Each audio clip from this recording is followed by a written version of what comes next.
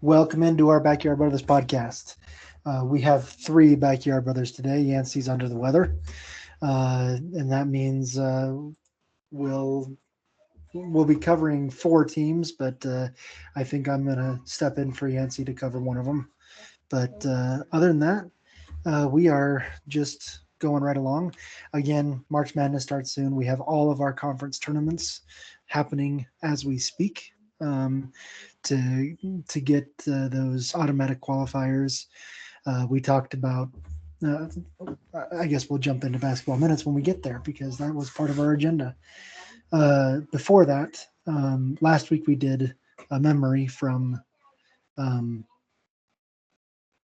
Excuse me, Cody. So I knew it was wasn't me. So, but we did a memory from Cody, and today we're doing a PTI from me. I'm I kind of want to skip the first one for now because I'd like Yancey to be on that one as well. But so I was only going to do this one PTI question. And returning back to the discussion we had a few weeks ago on Cody's tough standards of general managing.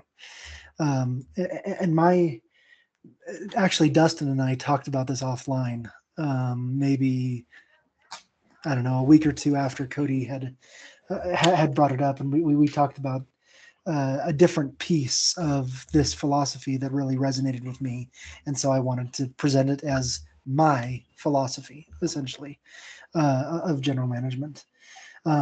Because there's a lot of examples of owners sticking with coaches and star players a lot longer than 5 years, obviously, because they see progress and believe that continuity and that experience are better predictors of success than changing things up every 5 years or so.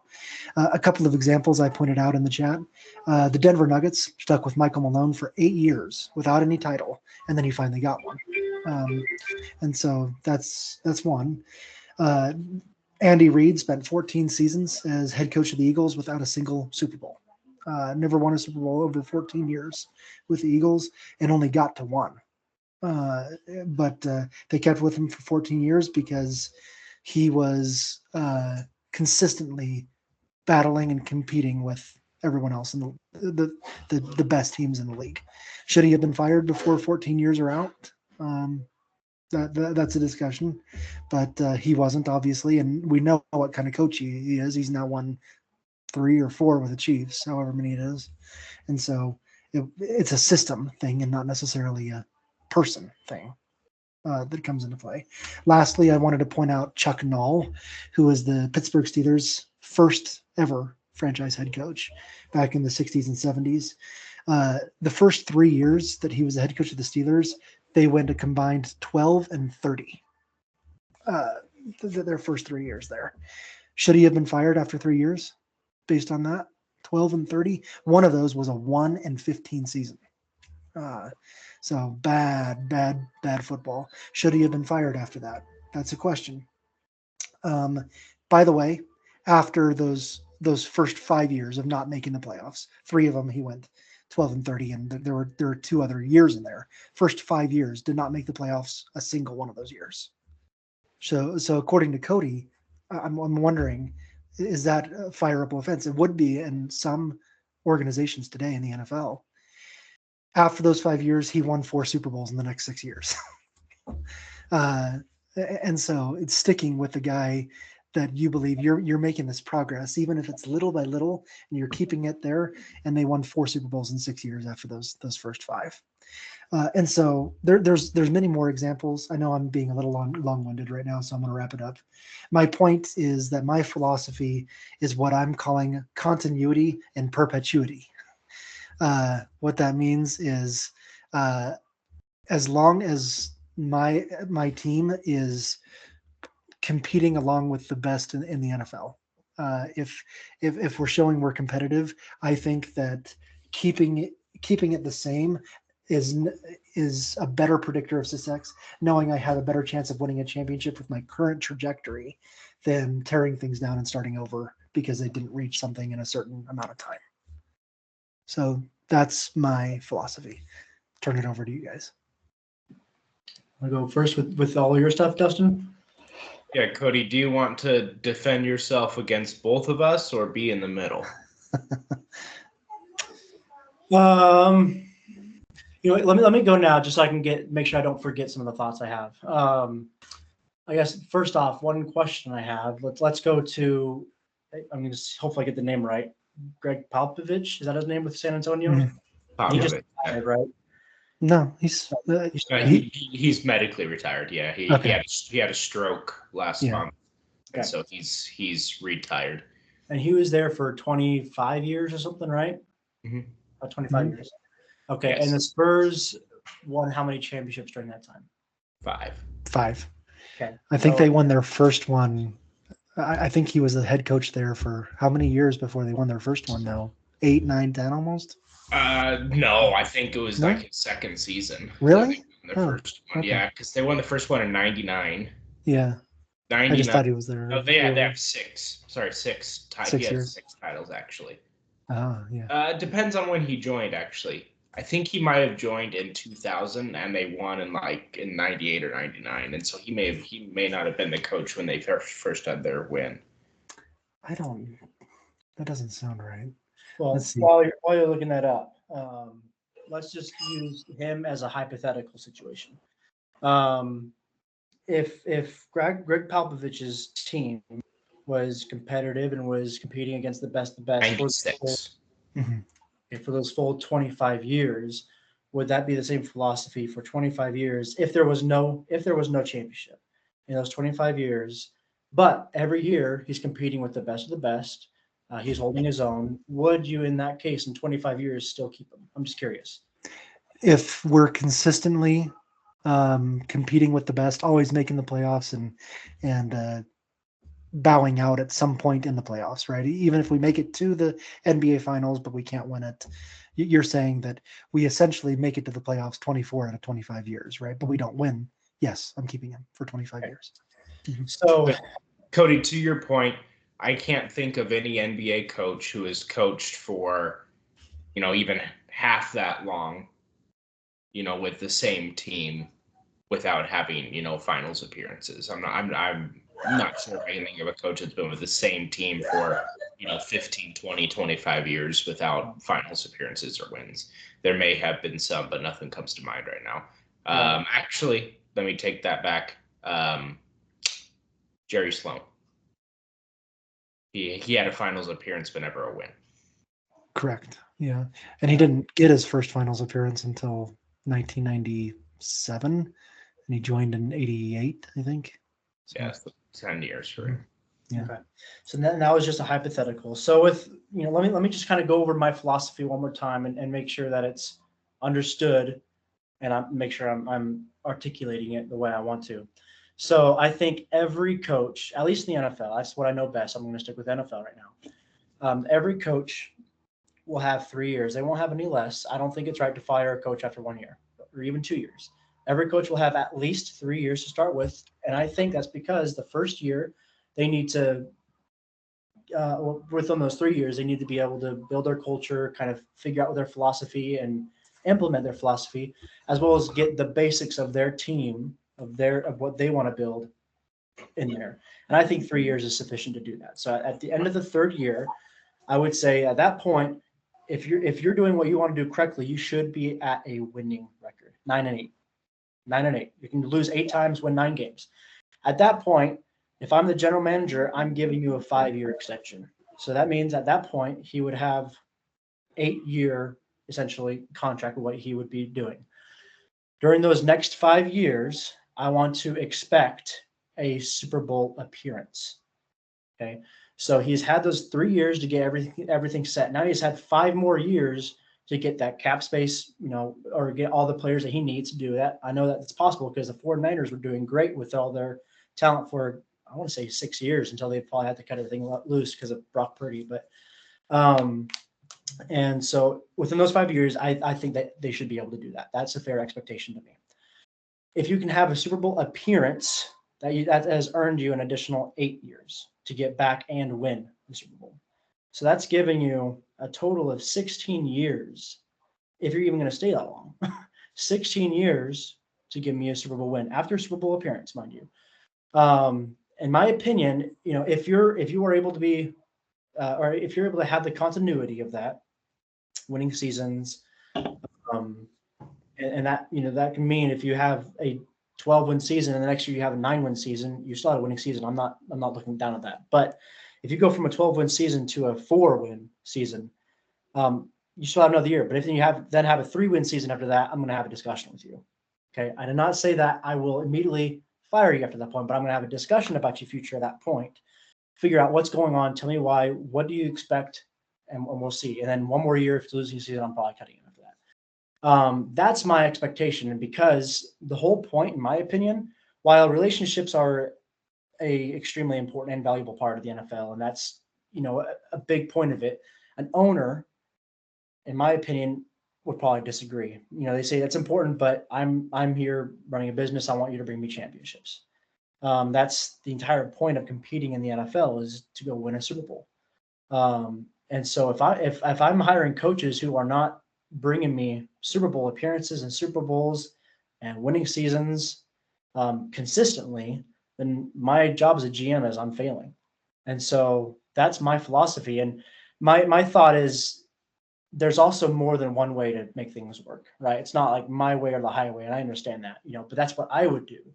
And it would be harsh because I expect greatness. If you're going to coach for me and my expectations, then you are going to be in the Hall of Fame because of what you're going to be able to do. That's my philosophy. I recognize that some people would probably shy away from that, and if they want to, then they're probably not my type. So that's kind of my philosophy. Yeah, good explanation.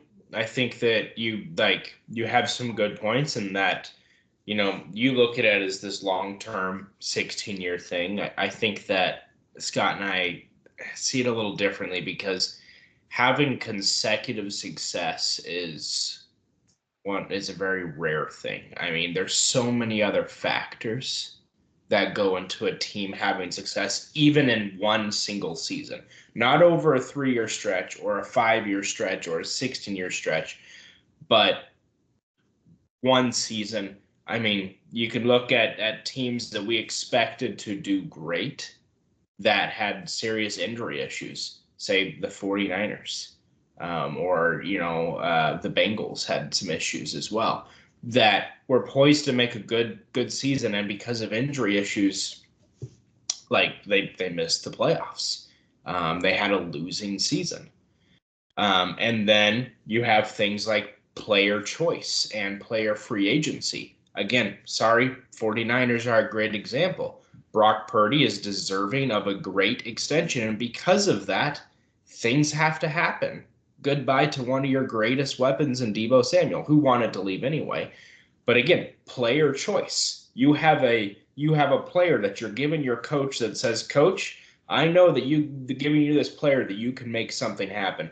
You could, but then there's injuries, and then there's this, and then that player decides to go somewhere else. And so there's so much factors in anything that happens with player choice, with injuries, and then there's also just external factors. I mean, one of the greatest shakeups to sports could be the COVID pandemic, and how that affected so many teams. And also look at these college athletes who are playing 5, 6, 7, 8 years of eligibility or longer instead of going on into something. And so there's so many factors that affect a single season, that trying to put a successful single seasons together is such an incredible, difficult thing, that the franchises that do it are legendary franchises. And so I feel like by your philosophy, you are putting the burden of an entire dynasty on a single head coach. And that's not his job. That's your job as the GM. That's your job as the owner. And so you're putting way too much burden on him. He needs to focus on one season at a time, or even one game at a time. Not just a season, one game at a time, because winning that game is how you string these things together. So if you have a coach that can get you shots at a Super Bowl, at a championship, that's a coach you want to hang on to, because of how difficult it is to put a single winning season together. In the NFL, how many teams make the playoffs? Is it 14? And so 7 from each conference, right? So 7 out of 16. So what that 45% chance of being a playoff team. Less, you got to be better than half of your competitors, all of who have fantastic caliber, and it's just I see your long-term view, and I see where that makes sense, but I think you're forgetting the short-term view, and that as a coach, that's not your job. Your job is to win a game one at a time, not to manage a dynasty. Yeah, I agree with that. I think you put it into words that I was struggling to find, Dustin, earlier, and so I think that's really good. That there's definitely different views. A player has a different view as a coach. A coach has a different view as a general manager. A general manager has a different view as an owner. I mean, I understand that everyone in that group wants to win a Super Bowl, but players are thinking about where do they make the most money and where do they go the next time, and a coach is thinking about how to game plan for this one specific game and all these other things. And so I looked up Tom Landry, for example. Everyone knows who that was, right? The Dallas Cowboys head coach from the 60s through the 80s, I think, or part of the 80s at least. He started his career with 6 straight losing seasons. His very first season in 1960, 0-11. Didn't win a game in his first season, in his first game. Got a little bit better. He won 4 games in the next year, and then 5, and then dropped back down to 4, and then 5, and then up to 7. Those were his first 6 seasons in the NFL. At the time, I think coaches had a little bit more longevity than they had now, and so there wasn't a question probably of firing him at that point. But you do that in today's NFL, you have 6 straight seasons, 6 straight losing seasons, not making the playoffs. If Tom Landry existed today, no one would know who Tom Landry is. After that, by the way, the rest of his career, he missed the playoffs twice. The rest of his career, and he won 2 Super Bowls, just 2. Kind of thought I was more than that, but no, just 2. 1971 and 1977. Went to the Super Bowl a lot, lost the Super Bowl a lot, went to the NFC Championship game a lot. But so it's just fun to look at these examples, and I understand we have different philosophies, and it's not, and you said it too, Cody, it's not that one is necessarily better than the other. It's that each team has their own, but it's just a difference in how we view our philosophies versus how you view yours. And I think that's just a valuable thing to mine in this podcast, which is why I wanted to bring it up again and explain my philosophy of continuity and perpetuity, which is just fun to say too. So. Yeah. Can I provide an example of the points that I brought up? 2011, 2012, maybe actually a little bit later than that. Trying to think what year it would have been. Maybe 2015. If you would have said, there's no way the Indianapolis Colts are going to win a Super Bowl in the next 4 years, I think most people would have taken that bet against you and say, no, Andrew Luck is your quarterback. He's an MVP caliber. You got a lot of pieces coming together. I bet you the Colts will win a Super Bowl within the next 3 or 4 years. I forget what year it was, 2015, 2016, something like that. And then he retires out of the blue, right? Yeah. And the GM in trying to make peace and make sure that he has everything, gives him all the money that he was due. And the Colts since then have not only struggled to find a quarterback to replace that, but all the pieces they put together in order to try to make a run, they've had to trade off and let go because of poor cap space, because of other things like that they have a totally different team within just a few years. And their coach, I forgot who their coach was, had cancer. And he ended up being moved out, and there's other people in and other things like that. And so we're talking about a single great thing, the Super Bowl, but a single small thing like player choice, A player choosing to retire at a time you were not expecting that to happen can derail your plans for a decade. Because because he's the core of the thing, and then you're saying, so you start to build a team around him, and then you take that core out, and this team, the only thing you can then do is try to get picks out of it, try to get money back out of it, because there's no core anymore, there's no foundation. And as a coach, to be put in that situation where you're like, okay, you've got 3 years to give me a winning season, you're like, with what? It's so there's, I think that this is a GM issue. I would say the GM has 3 years to make these things work, not a coach.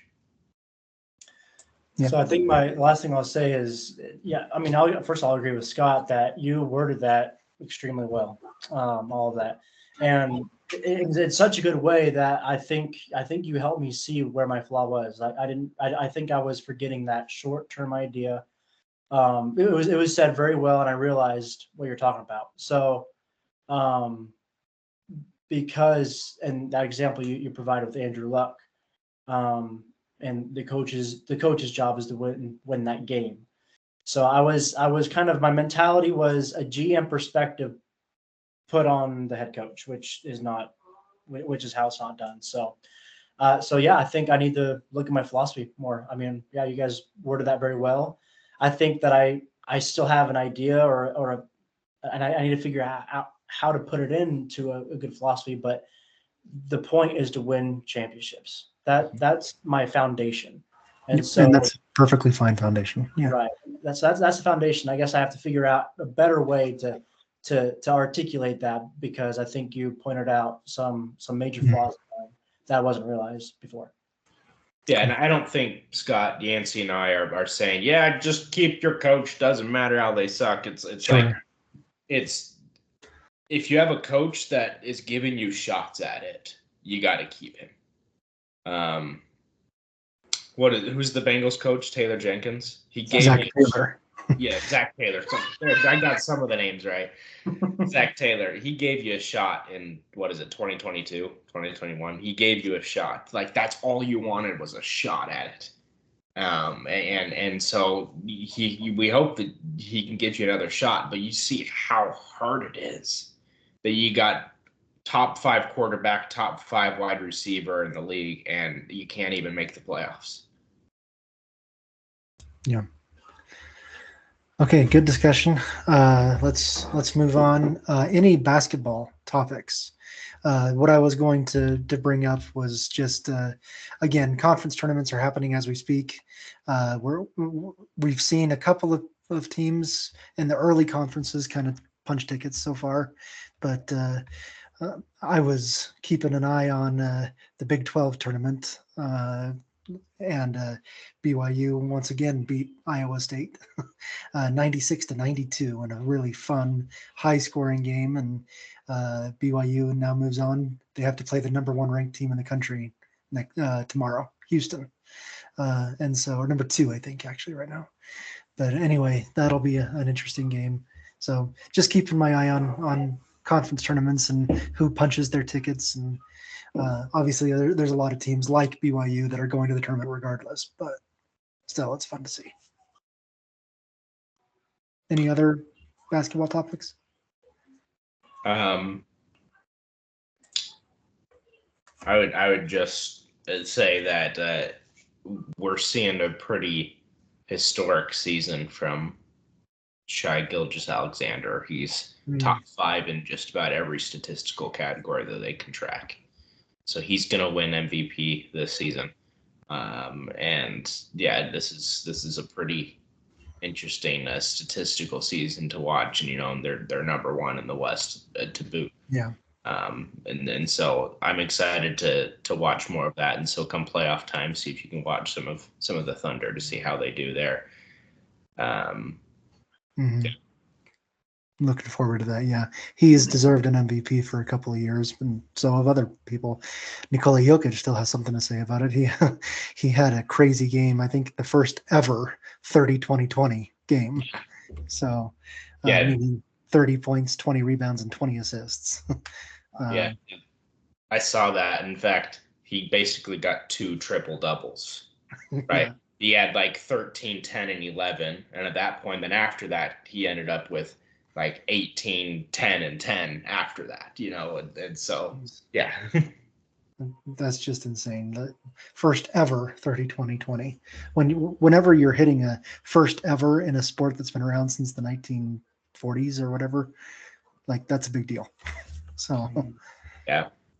So I thought about comparisons, the triple double to, say, football. I don't know if this is a fair comparison, but say a running back getting a receiving touchdown and a rushing touchdown and a passing touchdown in the same game.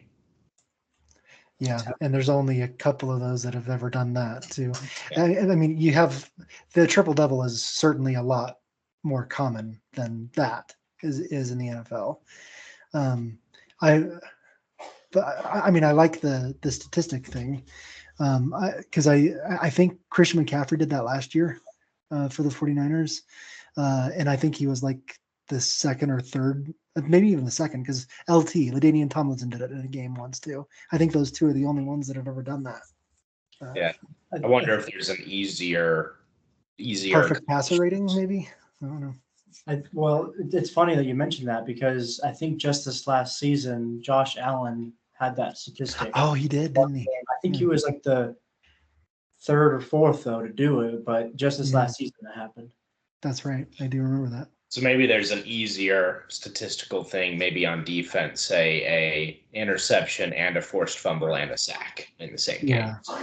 And so that's probably a little bit more common, but still pretty dang hard to do all that in one game. Which Yeah. triple double is hard to do. Is you're saying you're good at every offensive category there is. Well, defensive too, in the Even case of every free category downs. in basketball that there is, yeah. Yeah. Okay. Let's move on to the NFL. We've got a little less than 45 minutes to hit 4 teams. So what we've been doing so far has accomplished that. So let's head through.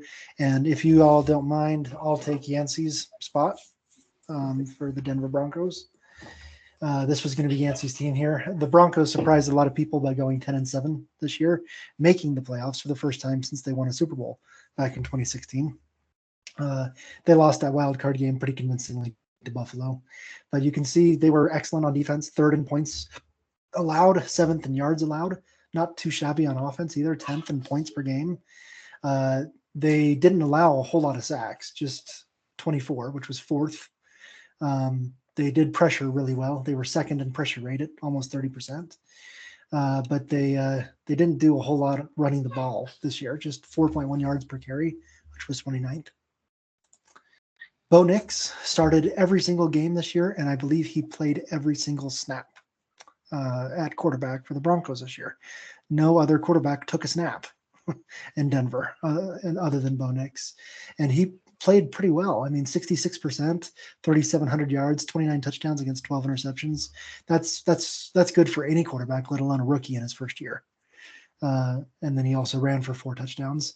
He looks like a potential long-term solution at quarterback for Denver if he continues to play the way he is. Looking at the weapons, Javonte Williams had a tough year. He's had a tough years ever since he came back from that ACL injury. He's just not the same guy. 4 rushing touchdowns. Cortland Sutton had over 1,000 yards receiving and 8 touchdowns. No one else really did much. Devon Vele was a rookie though, at 41 catches, 475. Played pretty well in his first year. Quinn Miners is our first color that we see, and he's a unanimous first-team All-Pro at right guard.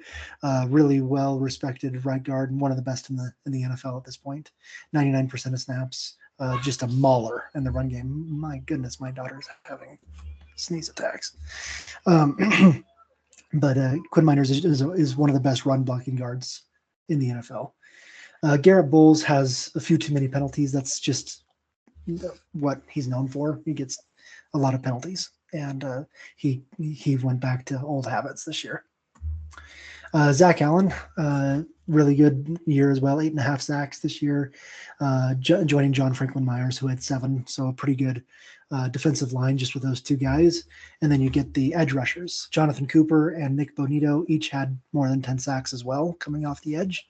Nick Bonito was an all-pro, 13.5 sacks, 16 tackles for loss.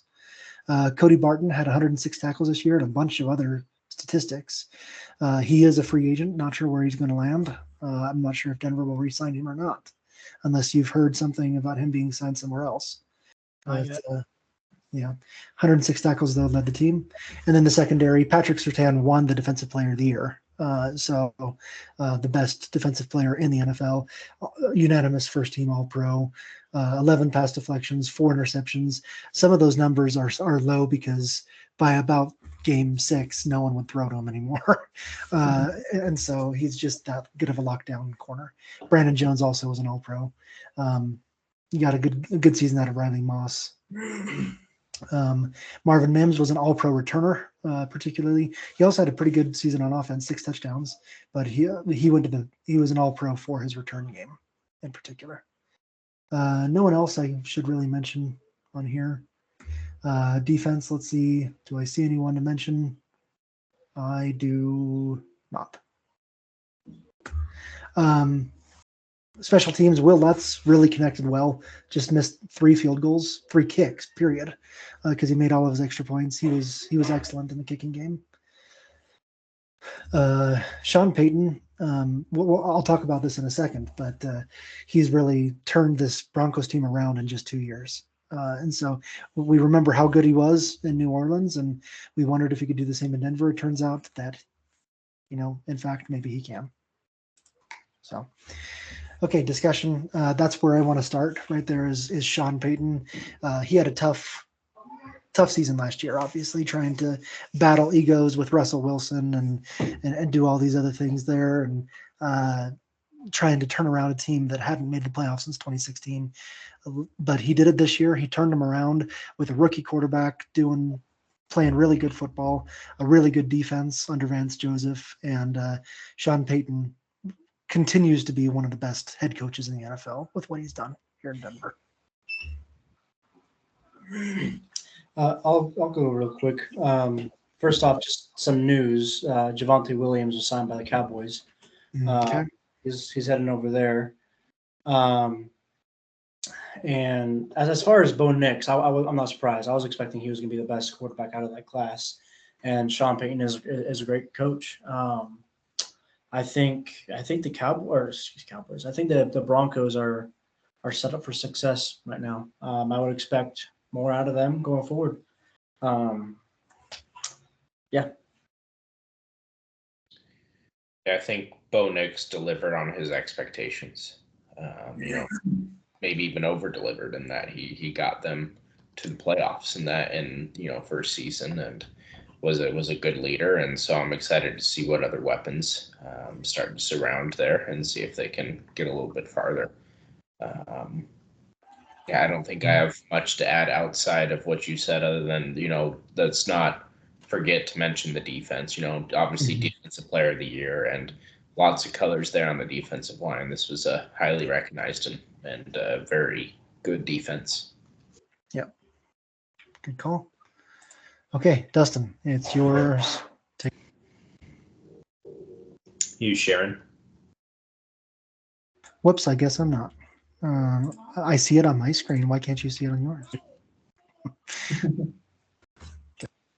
So Kansas City Chiefs had one of the best seasons in recent NFL history at 15-2, and a fantastic playoff run, getting into the Super Bowl for 3rd year in a row. But was overall a middle of the pack offensive team, but a top tier defensive team.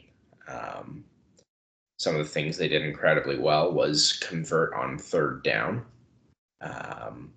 and get pressure on opposing quarterbacks in order to force mistakes. We got Patrick Mahomes, almost 4,000 yards, 67%, 26 touchdowns, 11 interceptions. If you could cut those interceptions in half, we'd be talking about another stellar season. But ultimately, there's too many mistakes that he made usually while under pressure. Here we have running backs and what you could call receivers here on the team. Kareem Hunt back made a good impact in the games that he played. He only played in about half the games or so. 720 yards and 7 touchdowns. Travis Kelce, this is his first time not getting 1,000 yards in 7 or 8 seasons or something like that. And so little bit of a letdown for him, but this team struggled on offense. But Xavier Worthy is kind of the bright spark. There we can see he had over 700 total yards there and 9 total touchdowns. He's the new what's his name? New Hill that's there. New Tyreek. Yeah, new Tyreek Hill that's there, and he's delivering. He's very good. Andy Reid knows how to use his little receivers that are fast. Some news about him real quick is he was actually just arrested for a felony domestic violence charge. Like I said, the new Tyreek Hill. Yeah. Or Rashi Rice. Yeah. Offensive line had some struggles. We got a lot of colors here. Some good first team and Pro Bowl nods here, but overall, the offensive line was part of the reason some of the offense production struggled. So I think that there's some recognition here because of the win totals. Yeah, sorry. Defensive line, Chris Jones, unanimous first team, one of the most impactful players in the league, and it's very interesting to look at those numbers. 37 tackles, 9 tackles for a loss, 5 sacks. That's no better than the guy next to him who nobody's ever heard of. But his impact outside of getting to the ball carrier is fantastic, and drawing double teams and pushing centers and linemen into the pocket, things like that, things that don't necessarily show up on the stat sheet, the pressures and the run redirects. Chris Jones is the best at it. Linebacking core was good, both near 100 tackles. Both are all across the field, getting to ball carriers fast. And then had a couple of struggles in the secondary, but ultimately was a very good secondary overall. Trent McDuffie.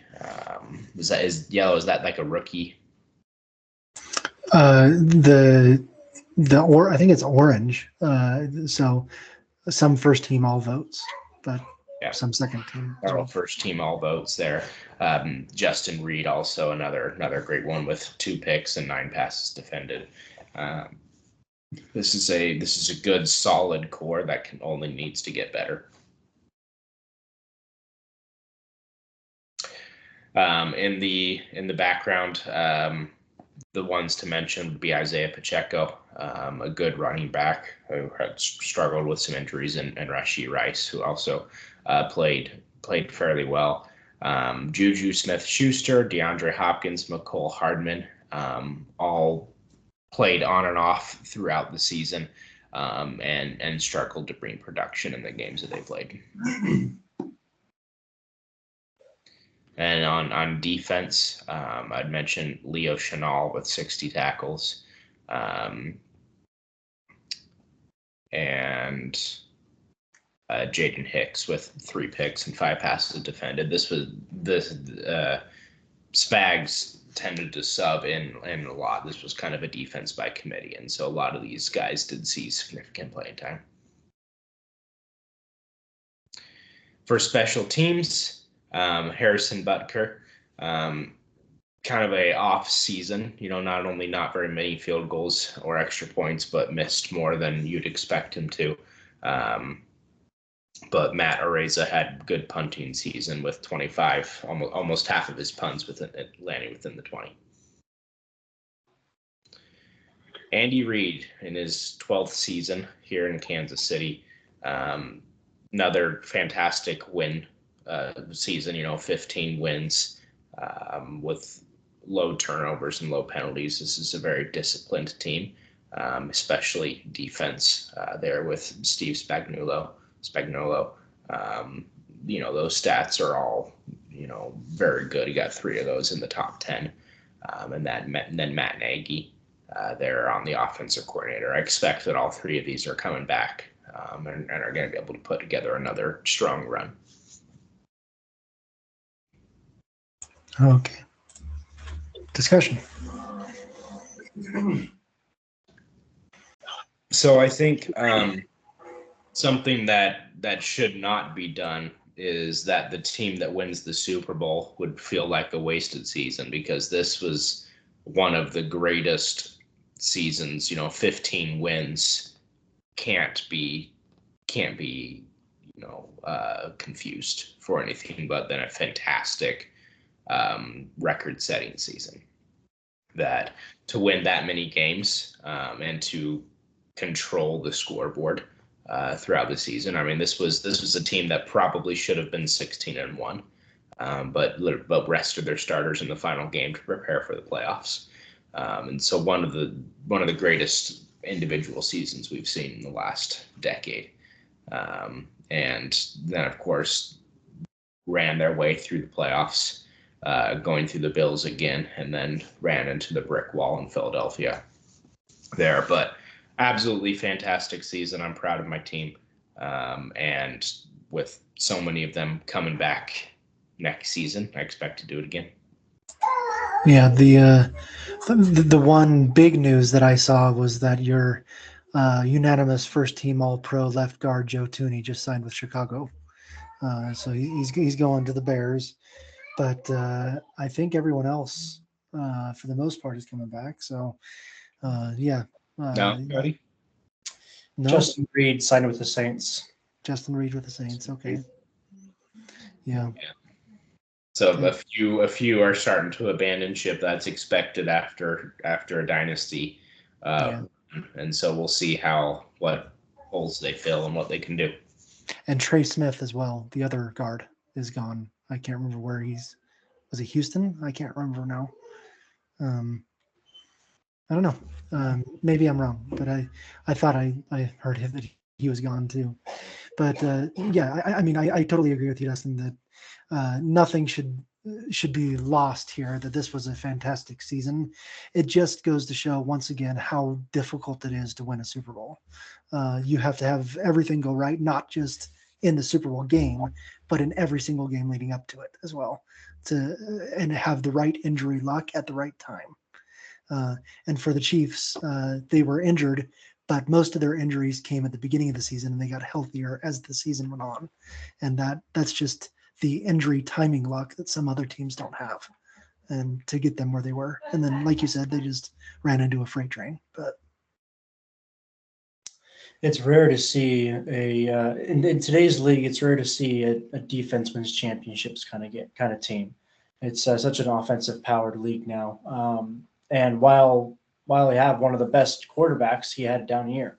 So there was definitely a defensive team, a defense wins championship kind of minded team as well.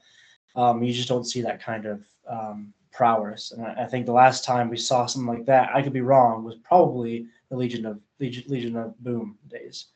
And so, yeah, it's just fantastic season, kind of a awe-inspiring kind of team. It's amazing that they can be that ferocious on defense and that disciplined as well.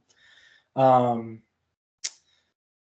as a I guess a proponent of Chiefs losing, I hope they don't get back to the Super Bowl next year, but I can see that they can, because they're retaining a lot of players, not all of them, but they are retaining a lot of players, and they're gaining some good players as well. So, and they always draft well.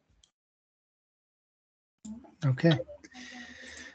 Share my screen this time, and now it's officially my turn to talk about the Las Vegas Raiders, who went 4-13. Not good at anything. Yeah, nothing except forcing turnovers. They were fifth in the NFL at forcing the turnover on defense. That's really their best thing. But look at their fourth down percentage allowed, 77%, allowing other teams to convert on fourth down. Also, rushing yards on offense, less than 80 yards per game rushing, worst in the league by at least 10 yards. So the Raiders were horrible on running the football. Gardner Minshew was their quarterback for a lot of the season, but they kind of flipped back and forth between him and Aiden O'Connell. When you do that kind of flipping every couple of games, it's the old adage that when you play two quarterbacks, you don't have a quarterback. And that was the case with Gardner Minshew. 9 touchdowns, 10 interceptions. That's not what you want. Brock Bowers, though, rookie, he set the NFL record for receiving yards by a rookie that was set the previous year by Puka Nacua, and so he just broke Puka Nacua's record and he's a tight end. You don't see that very often, but Brock Bowers, almost 1,200 yards receiving and 5 touchdowns. Some good play out of Jacoby Myers as well. Alexander Madison did very little in the running game, as we've seen. So they really regret getting rid of Josh Jacobs, I'm assuming. Offensive line was a problem. Problem spot in just about every area. Colton Miller's probably the best at left tackle. He's also one of the biggest players in the NFL. Andre James is an okay center. Everyone else struggled everywhere. Max Crosby just re-signed with the Raiders, so that's a big win that they get him back. He was hurt for a good quarter, not maybe a quarter or a third of the season. Still had 7.5 sacks. Still went to the Pro Bowl, so he's has maybe the most consistent motor of any defensive player in the league, and he's fun to watch. The two linebackers, Robert Spillane had 158 tackles last year, just was everywhere on the field. Also had 7 pass deflections, 2 interceptions, 10 TFLs, a couple of sacks. He played really well. This was a tough area. Not a single one of these players played that excellent. Trayvon Morig had 104 tackles. That does stick out, but none of these guys have any colors, and what we don't see captured on the stats is how many catches they allowed and how much area of separation in the quarterback rating allowed. I think the Raiders secondary was, if not the worst, then 31st, 30th in the league at that.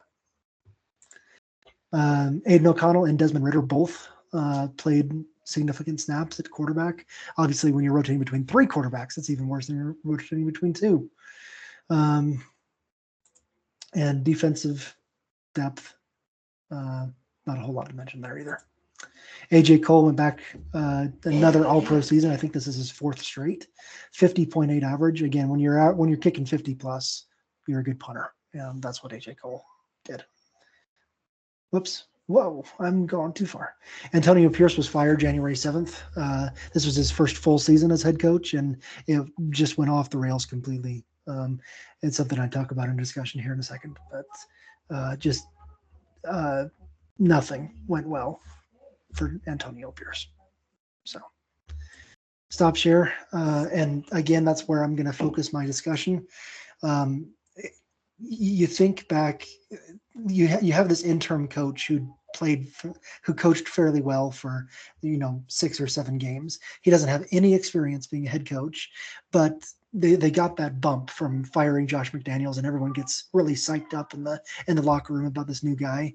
I think it's one of those situations where you have to temper those expectations, and I think the Raiders learned that the hard way, because Antonio Pierce didn't have the experience to be a head coach in the league, and so you saw that with discipline. You saw that with turnovers forced, and just overall control of the locker room he didn't have. I think he needs a few more years of learning under that, rather than just being thrown into the wolves as an interim straight into a head coach. And so they've turned it around, and they've gone from the least experienced head coach to the most experienced head coach. Pete Carroll is now the head coach over there. Obviously, that's making a statement that says we screwed up and we're fixing that in our most bold way possible. So that's what's going on with the Raiders. And as far as some other things they've done, Gardner Minshew won't be returning. He's actually going to be backing up Patrick Mahomes now next year. Mm-hmm.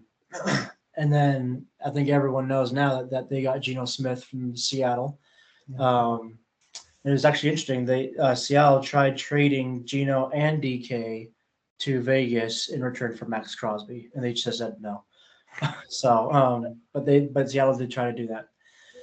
In regards to the season, I mean, I was wanting Pierce to do well, and yeah, as you said, it was difficult. It's hard, and so I guess it didn't really surprise me. But I was just wanting some, a different result. They never had a star-studded cast around them, so there was just no real. I guess there's just no expectation for him to do well. This is kind of what kind of did meet expectations, and we'll see how fast Pete Carroll can turn it around. Yeah, I think about when they kind of built this team that's now totally disseminated. What is it? Maybe 4 years ago when they brought Jimmy Garoppolo over and Devontae Adams kind of in that same year, and kind of brought it all over. And now it's all broken. There's injuries and big issues with relationships and not getting along, and firing coaches now twice within a year, within a year and a half. So this is an organization, a leadership organization that doesn't have a handle on their organization or their expectations. And so hopefully bringing in somebody like Pete Carroll, who has, 50 years of experience coaching football, can, who's the Raiders owner? He's a really ugly, weird looking dude. Al Davis. Yeah. Is it Al or Mark? It's Mark, I think. Okay. Al is the guy that died already. So Mark. Yeah, he's the guy that looks like raw chicken. But we all know who we're talking about, at least. Yes. Yeah. But anyway, I hope that Pete Carroll can kind of brings 50 years of experience being at a strong coaching level and all this and being around football. And so I think he can bring some experience and kind of help teach this organization how to be a football organization. Even if he's only there for a couple of years. Like you said, I don't have confidence in the roster that they're putting together, but I think that you build a foundation of ownership, and so hey, 6 years from now, maybe this can be a good team. Yeah. Okay, Cody, 15 minutes to bring us home. All right, Los Angeles Chargers, 11-6, second in the AFC West. They did make the playoffs, but they lost the first game to Houston, 32-12. They were first in 17.7 points per game points per. Yeah, that's right. Okay, in defense, so really, really good defense. And then they were, in the better half of points per game on offense as well, 23.6 points. So they were a good team overall. Had 9 turnovers. They were second best in that. And then offense. The worst part of the offense was they were 19th in passing yards, which the worst being only 19th is still kind of a pretty good idea or a pretty good thing. So you can go ahead and go forward. Justin Herbert, great quarterback. Didn't make any Pro Bowl this year. Almost 4,000 yards, not quite. 23 touchdowns against only 3 interceptions. He's very accurate. 65.9% completion rate, 2 touchdowns on the ground as well. 3 interceptions in the regular season, and then threw 4 in the wild card game. He threw more than he had thrown all season. So the offensive weapons, obviously there's no colors here, so no outstanding receiver here. I think the best one was Ladd McConkey, rookie, 1,100 yards, 7 touchdowns. coming out of Georgia, and I think a lot of people kind of expected him to be the star, and he really was. J.K. Dobbins did pretty good, especially compared to his season or his injury-ridden seasons he's had before. 900 yards, 9 touchdowns. Other than that, everything else was kind of as expected or a little worse than that. Will Disley, Palmer, and Johnston all just kind of having underwhelming. Johnston had 8 touchdowns, which is pretty good. But offensive line, Rashawn Slater, gold that was not unanimous All-Pro, but they were All-Pro, second team All-Pro, I think. So pretty good overall. I mean, you can see that they all played at least 90% or more of their snaps and did pretty good for penalties, except for rookie Joe Alt there. And that's kind of not surprising as a rookie in the league having some penalties. So on the defensive side, we got Khalil Mack, who just re-signed with the Chargers on a 1-year, I think it was a 1-year extension. He was All-Pro this year. Pro Bowl. Pro Bowl this year. 6 sacks, 2 forced fumbles, fumble recovery, 9 pass deflections, 6 TFLs, almost 40 tackles. Poona Ford did pretty good as well with 8 TFLs and interception. If you get an interception on the defensive line, that's pretty good. So Tuli, if I can get that name right, Tuli Tuipulotu, I think was actually a pretty bright spot for them. He's a rookie this year as well. I think he came out of I was thinking he came out of UCLA, but USC, 8.5 sacks and 11 TFL. So really good rookie season. Linebacking core, Diane Henley, almost 150 tackles, a sack and interception, 8 pass deflections, pretty good as well. But as you're seeing, not a lot of Pro Bowl and All-Pro across the entire board.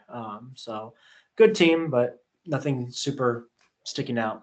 Derwin James here, of course, is one sticking out. That's second team All-Pro, 93 tackles, 10 TFLs, interception, 5.5 sacks. Anytime they're getting more than 5 sacks from the secondary, that's pretty impressive. But secondary overall, I mean, they're getting a lot of tackles, which is showing that, linebacking core and D-line isn't doing their job as well as it could be. But they are making stops as they need to be doing. They got a lot of interceptions.